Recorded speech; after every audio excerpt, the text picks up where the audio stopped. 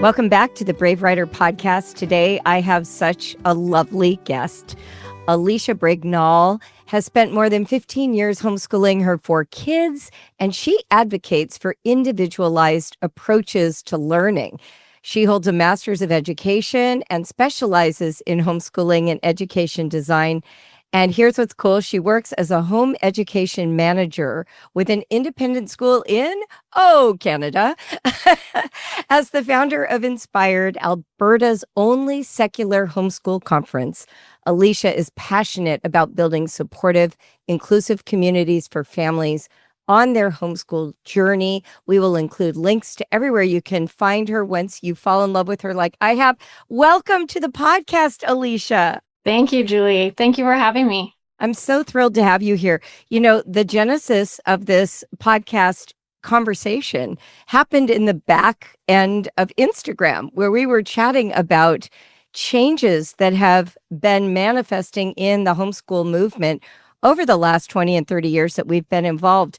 I wonder if you'd want to talk a little bit first about your background in homeschooling, and then we will pivot to what are some of those differences between when you and I started and where we are today. Yeah, sure. So I started homeschooling 15 years ago. My first son, I have 4 children, and my first child is now diagnosed ASD. At the time, I did not know that. So we put him in kindergarten, and it just was not a good fit as it goes. And so I thought there must be a better way. And so lo and behold, homeschooling was where we ended up. From that, I do live in Canada. We do have a little bit different context here. I live in the province of Alberta, where homeschooling is regulated. So we can talk about that a little bit as we go on. But so I joined a shared responsibility program for a great deal of my kids' education. And then they're all old and thriving now. So just for those who might not know, what does ASD stand for? Oh, yes. Autism spectrum disorder. Yes. Got it. Thank you. And how did that manifest? How old was your son at the time that you realized that diagnosis? When I realized that diagnosis, I think he was probably under 4. But okay. when I got the official diagnosis, actually it took until he was an adult. It took until he was 18. So we had gotten him a psychoeducational assessment 3 times during his schooling years. And each time they came back with severe ADHD. But that mom gut just kept telling me, I think it might be a little bit more than that. So we, pursued that further. So, yeah. It's really interesting. A lot of us who homeschool, you start out with these hunches. I felt that way about my oldest with ADHD, and yet he went undiagnosed until he was an adult. And what we discovered is because he had always been homeschooled, we had so successfully accommodated him. The testing did not show the ADHD until he was in more traditional environments, college or working a job. Was anything like that true for your family? Yeah, absolutely. When we had his assessment done for the 3rd time, when he was in grade 9, the psychologist actually said that to me, that I said, yay, homeschooling, because they said a student at his age with his challenges would not be as regulated as he is. And that was because of the choices I had made. She said because of parenting choices, but also schooling choices, because my choice was it was homeschooling, right? What's the difference? Yes. If you're homeschooling as a parent, you're parenting and educating, it's all one piece. In fact, one of the interesting aspects of homeschooling that I like to highlight for people who don't understand it is it's not all that different than 0 to 5. 0 to 5, you're the parent educator. You're teaching them their colors and how to speak English and how to hold a fork and how to use the potty, right? And when they suddenly transition into, quote, school content, now you're just showing them how to do their letters and how to sound things out and how to calculate. The parenting is so embedded in the education, you really can't differentiate between the two. That's what I found. Yeah, I absolutely agree. It was exactly like that. Now, what drew you to homeschooling originally? How'd you first hear about it? Well, in Alberta, like I said, it is one of the, our provinces parent choice in education. So it was a choice that was promoted even by our public school boards. Oh, wow. Yeah, so it was something that was on the radar within our parenting group as well. I had some friends who had decided to go that way, and I had read a lot of the those foundational educational books, John Taylor Gatto's book, John Holt's book, right? Things like that. So I thought, yeah, if they can do it, I can do it, right? And I'll try. So would you say there are significant differences between the way Canadians view homeschooling and Americans? Do you know enough about the two cultures to comment on that? I do a bit, only because I just recently completed my master's degree, and my thesis was on home education, and most of the research is American. So I spent a lot of time looking at American research, although there was some research with Great Britain and also with Australia, but overwhelmingly, most of that research does come from a United States type of lens. And what I found was more in I would have to say, the reasons, the motivations for home education, I think, because just looking at, and I would say the older research, I'm going to say, preface this by saying pre-2020, like COVID, there is a significant difference in the research, but pre-2020, it was a lot of what Van Galen, if you know who Van Galen is, she did this study on motivations for home education between pedagogues and ideologues, and it was mostly people who were interested in the ideological aspect of home education. So those who are following an ideology, a worldview, coming Religion. from the faith, exactly, Yeah. right? And so, whereas there's less research in Canada because each one of our provinces is responsible for education within the country. So some of our provinces will fund home education, like Alberta. So there is a different motivation there as well. Whereas, for example, the province of Ontario, this is a very easy way to explain it. In the province of Alberta, where it's funded, you can sign up with a supervisory school board, which I work for one. Right. And it's under the portfolio of the Minister of Education, right? We are bound by regulation. In the province of Ontario, it's actually under more of the social system, right? Like you don't sign up under a supervisory board. You just notify, say, we're homeschooling, and you're left to your own devices. In that sense, it is similar to the states since each state has a different framework for accountability, right? So Texas and Kentucky have no need for notification or validation. And then other states, year-end testing and notification. And then other states, you actually have to report in. In California, you have to either be a private school or sign up with a school that has an umbrella program for homeschooling. So that's really interesting. What would you say then are some of the common issues of homeschooling, Canadian or not? Like when you think about homeschooling, how have some of these changes occurred? What would you say your original vision of homeschooling is? And is that different than what you would say the student families you counsel now are facing? Do they have a similar vision, different? I think just anecdotally from the families that I serve, yes, I do say that there's quite a difference between what I was looking for when I first started homeschooling, the motivations of families around me. So pre-2020, people were looking for, more of that. Not to say that they don't now as well, but there was a little bit more of that freedom of the time, the schedule. There was, if their children were looking at being in a sport or a dance or like doing that type of thing where they needed more of that time again. They were very like pedagogically kind of focused. So they knew who John Taylor Gatto was. They knew who John Holt was. They looked into, they researched. I kind of found them to be quite research focused in, okay, I need to pick the right pedagogical approach in order to homeschool the quote right way, right? And we could see this in all of the companies that came out, even with your company, Julie, where, Brave Writer came out and it was like, okay, now we all are going to follow Julie Bogart and all of that, right? Like, right. And this was before your books, right? So Right.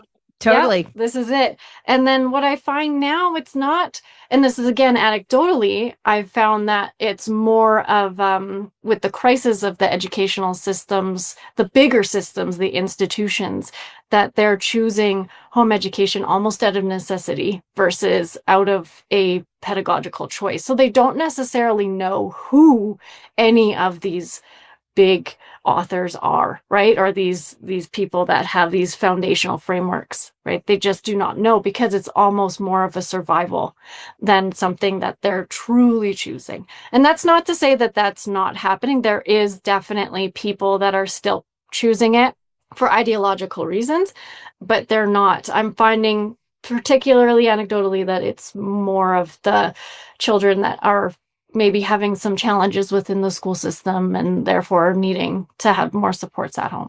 I find a very similar trend. I think what I've noticed is that because in the States in particular, where we have school shootings that seem to be on the rise, and the sense of insecurity around what the curriculum in school is, some people find it appealing, others find it not.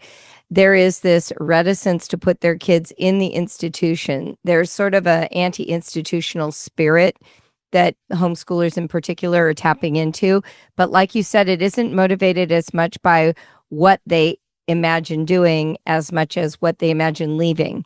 And one of the problems I'm noticing with that is then they come home without the same level of confidence. Have you noticed a shift in the confidence of home educators? Yeah, I would definitely say that I get that more often. And again, like in the province of Alberta, I am a certified teacher. However, I will preface to say that I got my Bachelor of Education after I had been homeschooling for 10 years. We love it.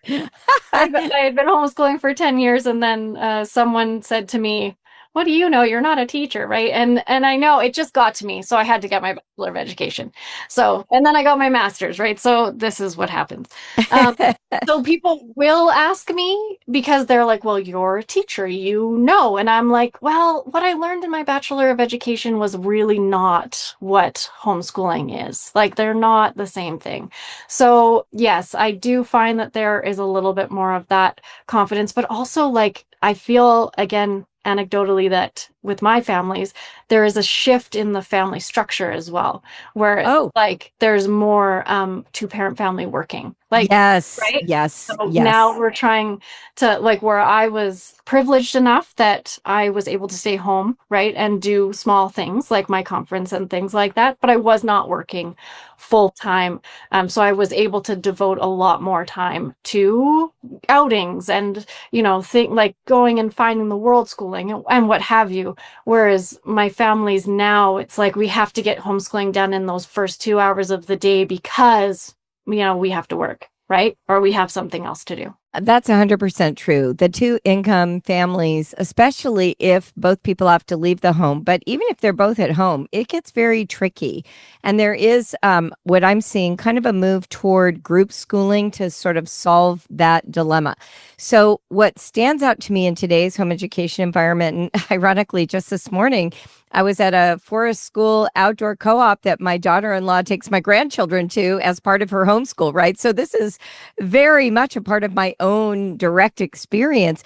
And these families band together and they spend the morning playing in the woods. Then they come in and do a project or a craft. Then they eat lunch. Then they play some more in the woods, and the oldest child there is like 9 or 10. So this is very young children.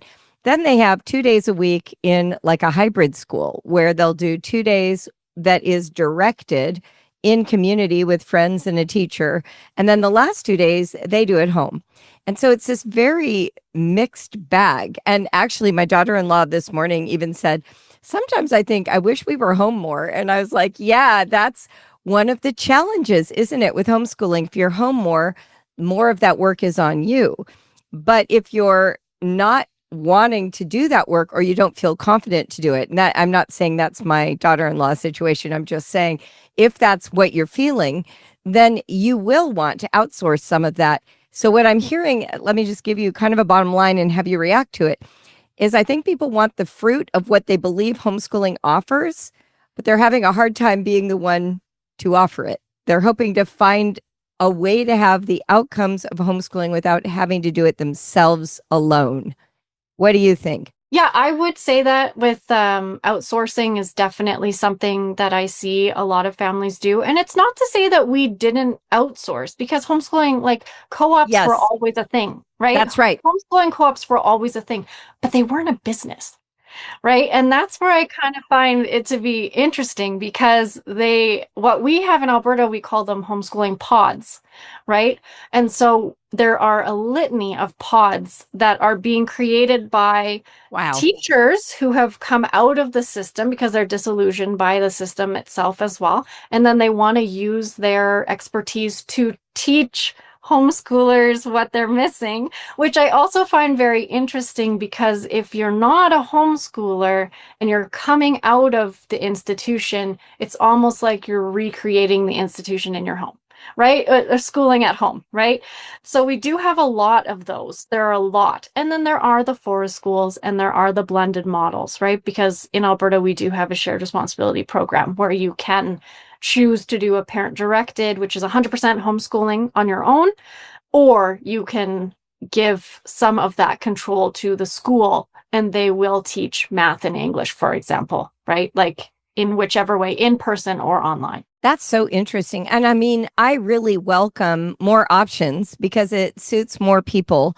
But part of the side effect, maybe unintended side effect, is that when you're constantly being exposed to collaborative environments or people, then this issue around socialization gets resurfaced. People start to lose confidence that they could do it at home alone, or these hybrid programs a lot of times are drop-off programs.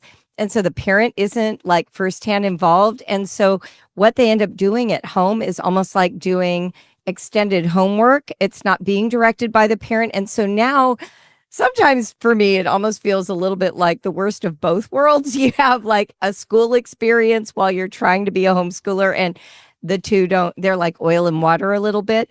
Not always, but I see that some. I was talking with a mom just recently who has created a little school. This was post-COVID, just to go along with what you're talking about. And they hired a teacher. So instead of the parents giving the teaching, they hired someone to do the teaching.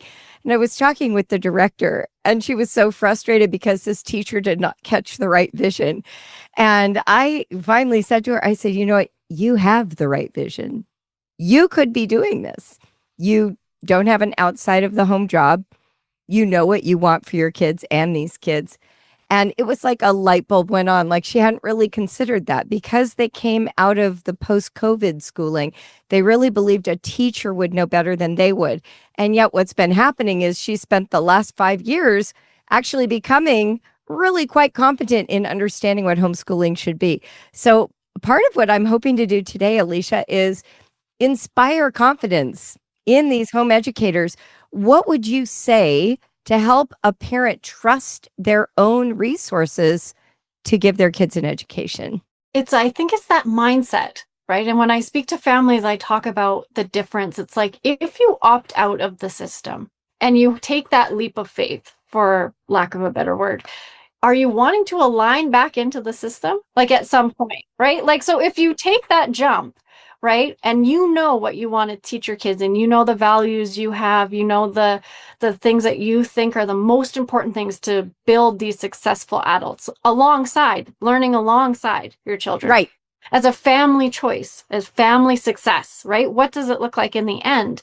It's like, I find it very interesting because I have these like kindergarten to, grade 7 kids and they're like, we've done world schooling, we've done unschooling, we're going all over the place, but now I need to stuff them back into this box for high school, right? Like they have to get stuffed into this box. And it is such a transition for them because they've had the world as their oyster. And now we're saying, actually, we have to align with this, right? So I think it's like, if you have the confidence to do this, like as a family choice, then have the confidence that it's going to work out when they're older, right? Like, what do you want as a successful adult? What is it? And if you don't really prescribe to that institutionalized curriculum from K to 9, why 9 to 12, right? Like, it's very interesting to me because you can get into post-secondaries without following a traditional route, right? You can, Yes. there are ways.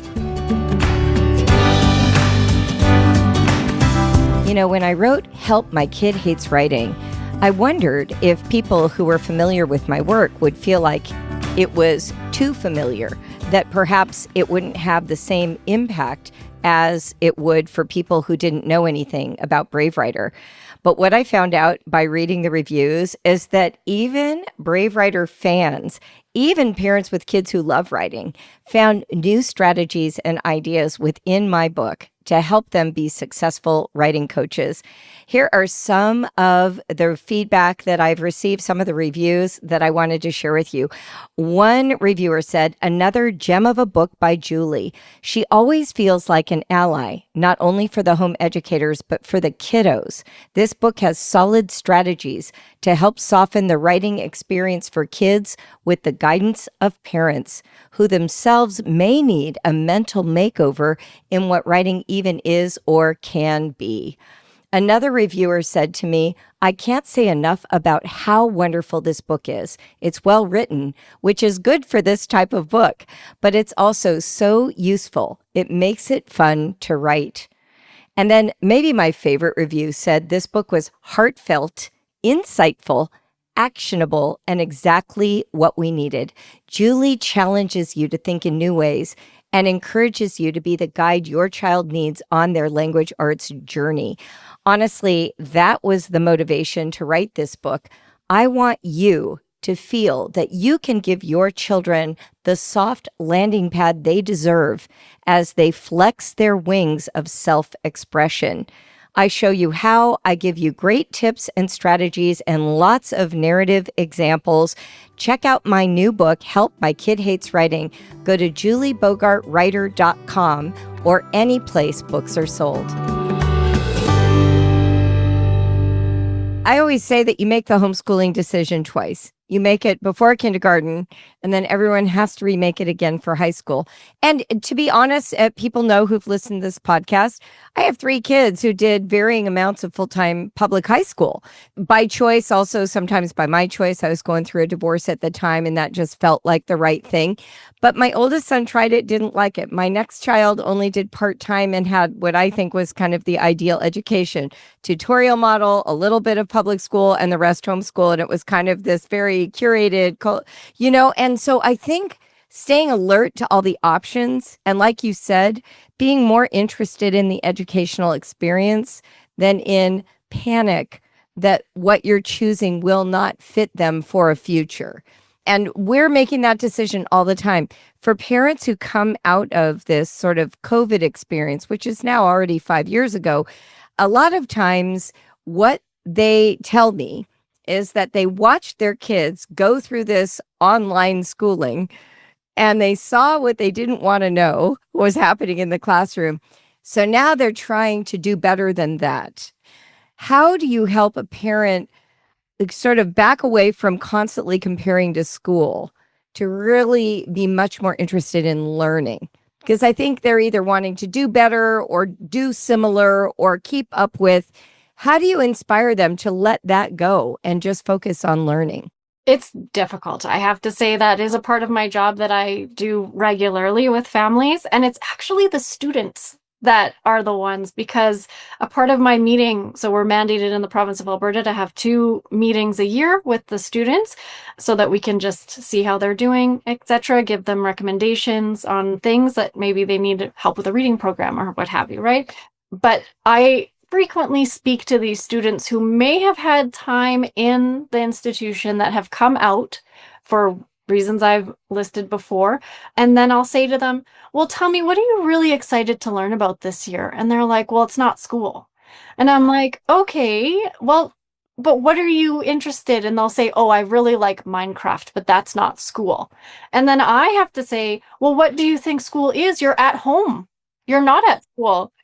This is homeschool. This isn't school, right? Like, this is different. So I am interested to hear about your cosplay you're creating, right? I'm interested to hear about these replicas you're creating, or these, because they are so creative. That's the best part of my job, is to see like what these kids are really excited about. So usually by that second visit, And I say to the parents, I want them to show me what drives them. What's their special interest? I want them to show it off. And then they start to kind of see, oh, it's not schooling. I'm not asking you for school. I'm asking you about your learning. Like, what have you learned, right? But it's a paradigm shift. It's a hard one. And I even Yeah. find that with, because I also do a little bit of graduate teaching assistant in our faculty here in education, and even talking to teachers, it's the difference about that schooling and learning, right? Like, what is education? What's the purpose of education? Those deep, deep questions that we don't really think about. That's such a good point. I found that even when I worked as an adjunct professor, after having homeschooled, I had such a different feeling about what I was doing with my students in the classroom than their other professors, because I just kept thinking about learning and about engaging in meaningful conversations that catalyzed a new thought. I didn't even almost care what the thought was. I just wanted to see them make a connection to something that was meaningful in their lives, in their worldview. And a lot of times, I think what happens when we're talking about education, we're thinking about standards and requirements and metrics. And so, would you say that one of the ways we can make that pivot is to measure differently? How would a parent know that their homeschool is successful? How are they measuring? And what are they measuring? I actually had this aha moment from you, actually.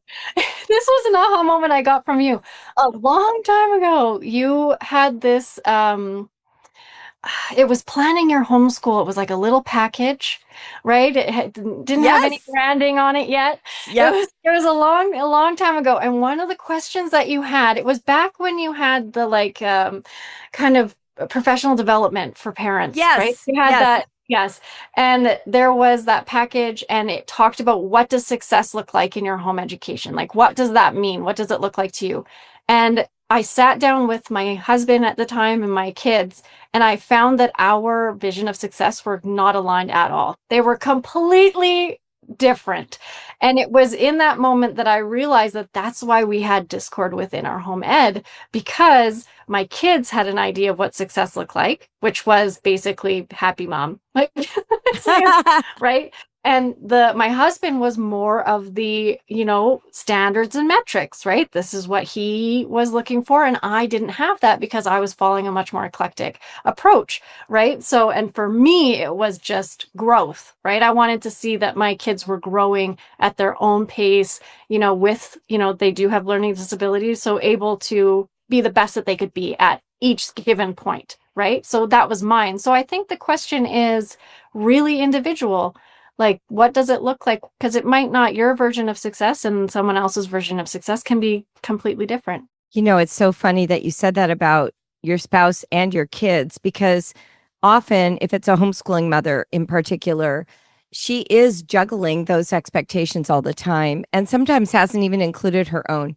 Like that is a very common experience for the woman to sort of delegate her sense of self and self-worth and success to the evaluations of other people.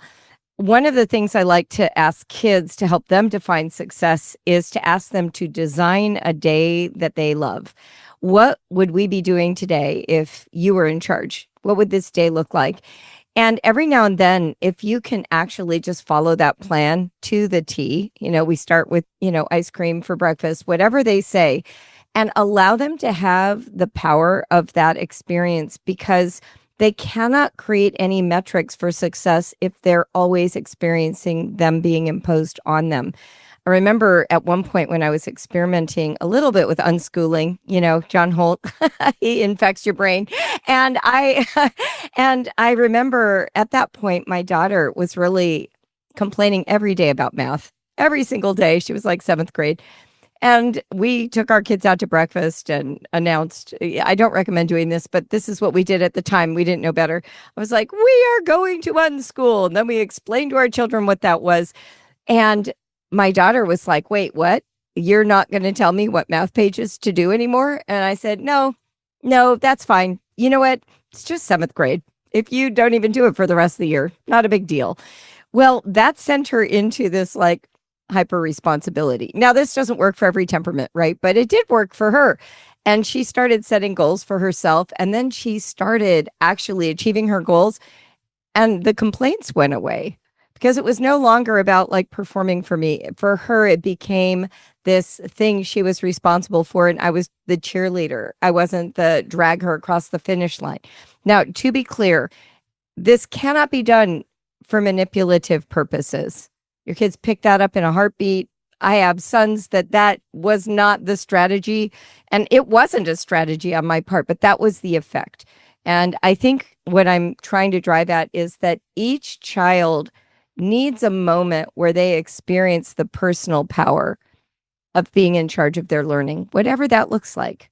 Like when you talked about Minecraft, I mean, that's a really powerful vehicle for learning if a parent is able to see it, right? Yeah, exactly. And that's really where I try, like within my professional job, to really inspire those parents to see that learning is everywhere. And we talk about it. I mean, how many times have you heard, I know you've heard, that the goal of home education is to instill a love of learning, quote and unquote, Right. right? Right. Right? It is all over, right? It is everywhere. But like, what does that mean? A love of learning, right? And then you would say intrinsic motivation, right? And that is the goal of education, right? So now we're talking about education rather, right? Well, when we talk about a love of learning, we're talking literally about love. You cannot make a child love cauliflower or even love French fries.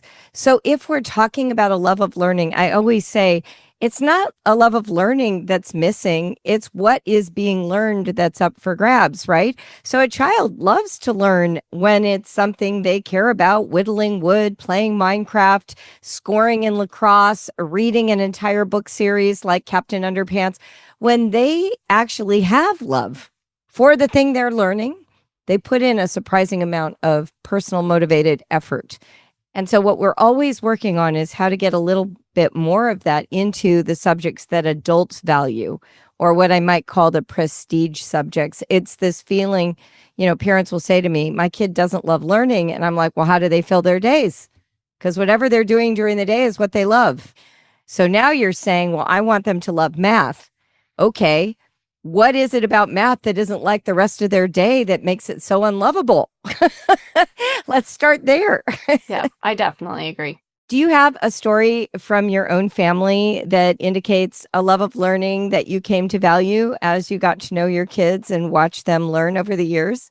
One of my favorite stories, and I do share this with families a lot, and I think it probably was garnered from I love listening to you, right? I know I'm a fan, a major fan, fangirling over here. But so my eldest son, the one with autism, he also has dysgraphia. And so writing was a big, big problem, right?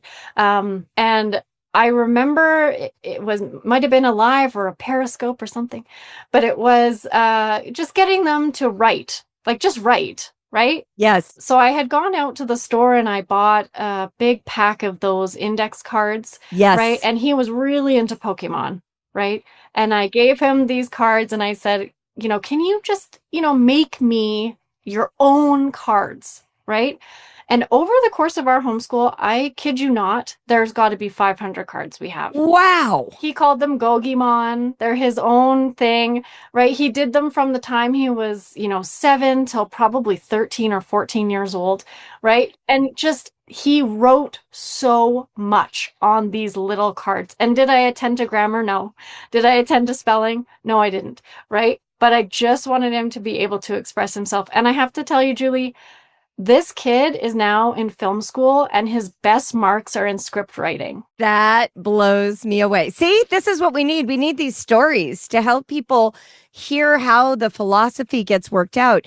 You would think Gogimon cards, how does that teach writing? And yet imagine all of the pieces of that, right? Imagining the character, their superpowers, the impact that character has on a different character, how you physically represent that. Is it a water or a fire or an earth right? Like these are all decisions, editorial decisions.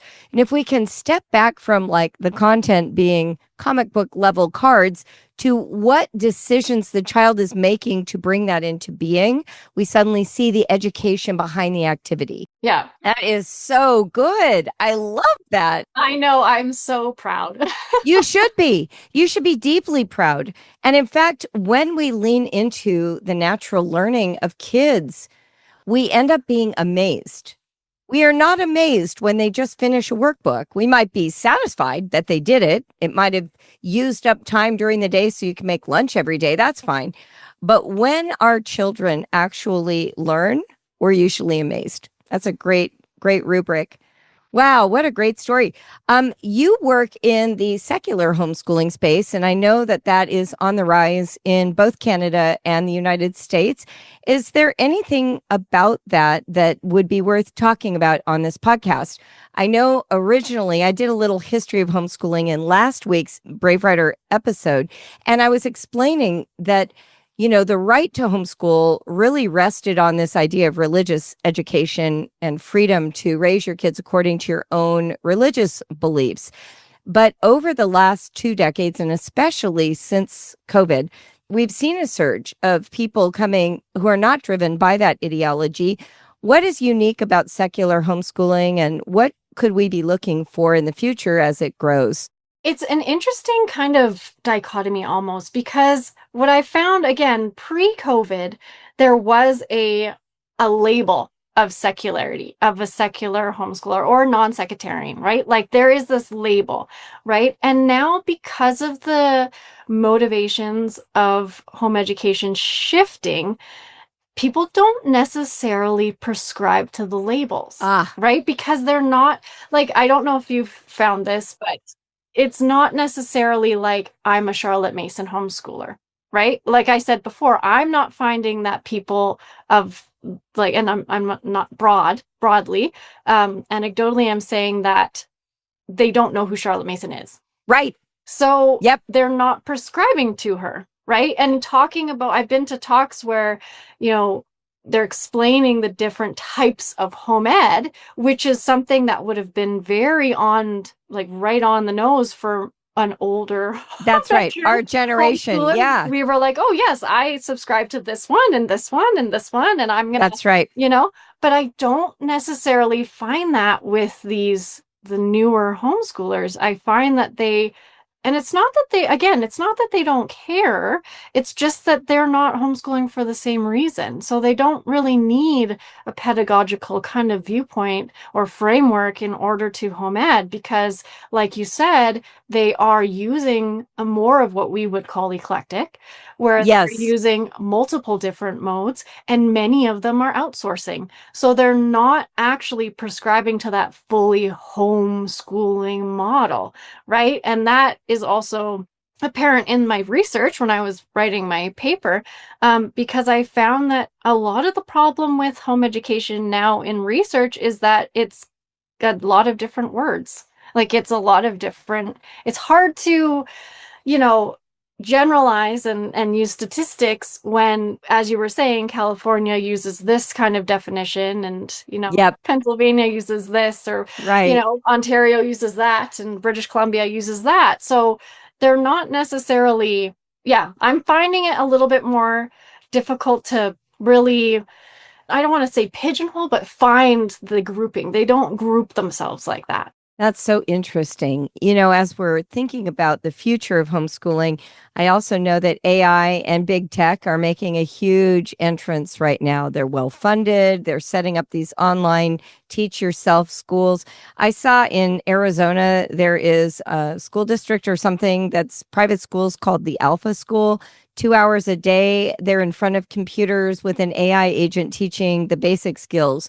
And then the rest of the day sounds pretty amazing, honestly. It's all these very immersive activities and expanding, their talents. But the schools are like $40,000 a year per child and very expensive. As we're looking to the future of education, do you think the traditional version of homeschooling that you and I knew will continue? Do you think that eventually most people will be using some version of a hybrid school? I know I'm asking you to future cast, but do you have any thoughts? And maybe the role of these online tutorial models, are those valuable, do you think? Or how do you see the future of homeschool?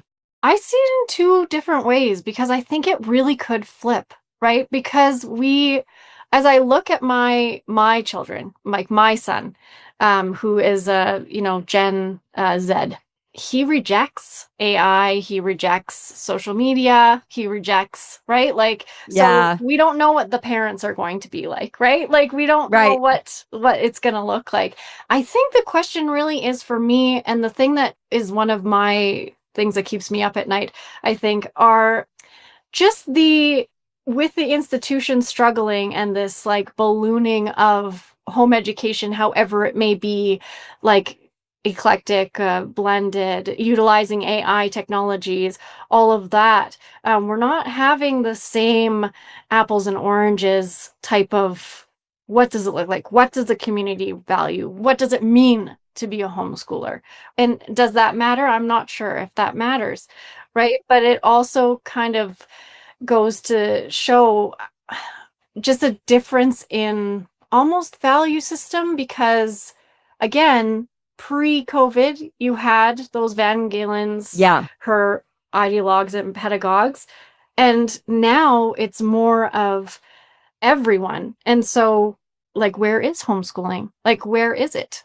Where is it? I keep wondering if homeschooling eventually will just have successfully critiqued traditional education and we will actually see a transformation in the way education is delivered on the whole. I never wanted it to gut public school. That was never the goal in my own mind. Some people definitely have that as a goal. That was not in my mind. But I also have always said that I felt like people had to leave the system to critique it. It could not only be changed from within. There needed to be some pressure felt. And so with this rise of AI and the transformational moment of technology, I think we may, I won't live to see it, but we may, our generations beneath us, or beneath me anyway, may see some pretty significant changes from the educational model that was developed in the Industrial Revolution, Yes. right? Yeah. And one that's more fitted for this technological artificial intelligence future. Are there any words of inspiration that you can give to today's parent before we close? I really think that it's just you can do it, right? Like you can do it. I know that's cliche, but it is. I really do feel in the bottom of my heart that each one of my children has chosen a different path for high school and beyond. But the relationships, like I always go back to the relationships in learning, the relationships that they were able to forge with each other.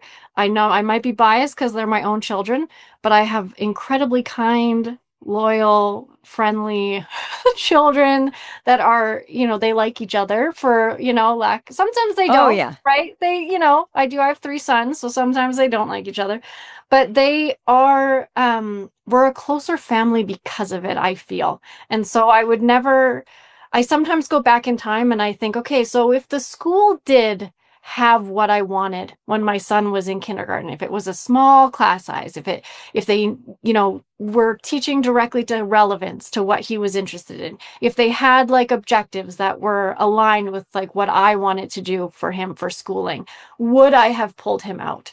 Right. And I asked myself, I said, would I have pulled him out? And I'm not sure the answer, but I think I'm happy that it happened that way because just our family bond is so much closer. I mean, that was for sure my experience. And I do think the foundation of having a close relationship between your kids and with you as a parent is the foundation for a love of learning, right? There is something about having connectedness that creates room for other kinds of connections to evolve. I was just thinking back to the beginning of poetry tea time when my daughter was 8 years old and we decided to read a little Shakespeare, and I set up the table and made it all pretty. And she's an adult now with, she's pregnant, has a child, she's a therapist. And we were reflecting on that initial day. And she said that she just remembers it feeling so special that I took this time just for her, that I set the table, that she got to have her own individual lemon cup of yogurt, that we read something that clearly I valued. And, that just started a whole chain reaction in our family, which now has expanded beyond our family, which I find really precious. But that act of personalization and connection acted as a foundation for a love of words and poetry. When my mother died, her eulogy for my mom was a poem, right? Like you just don't know where it's going, but it starts, like you said, with that beautiful connection. And I love that that's what you chose to highlight, because I was really feeling that today, especially when I saw my grandkids. My God, it's happening again. I love it so much. Oh my gosh. Alisha, thank you for coming today. It's such a delight to talk with you. So good to include Canada in our homeschool conversation. I think for me, what I'm taking from what you shared today is just the importance of giving yourself credit for, like, you early on saw who your child was. Age 4, didn't even have a diagnosis and yet knew how to accommodate that child. And when you saw the dysgraphia, you responded in a way that created opportunity. That really sounds to me like what work you're doing right now with these families is helping them seize that level of faith in themselves. Yes, 100%. Thanks for coming. Thank you. Okay, that's another Brave Writer episode in the books. Thanks for joining Melissa and me today. We love it when you leave us reviews, when you send us comments via text message. We read them all. We also couldn't do this show without our fabulous production team at Nova, or Jeanette Hall, the Brave Writer team member who handles all those administrative details you know nothing about. In the meantime, we hope that you have a fantastic week. Keep going, think well. We're rooting for you.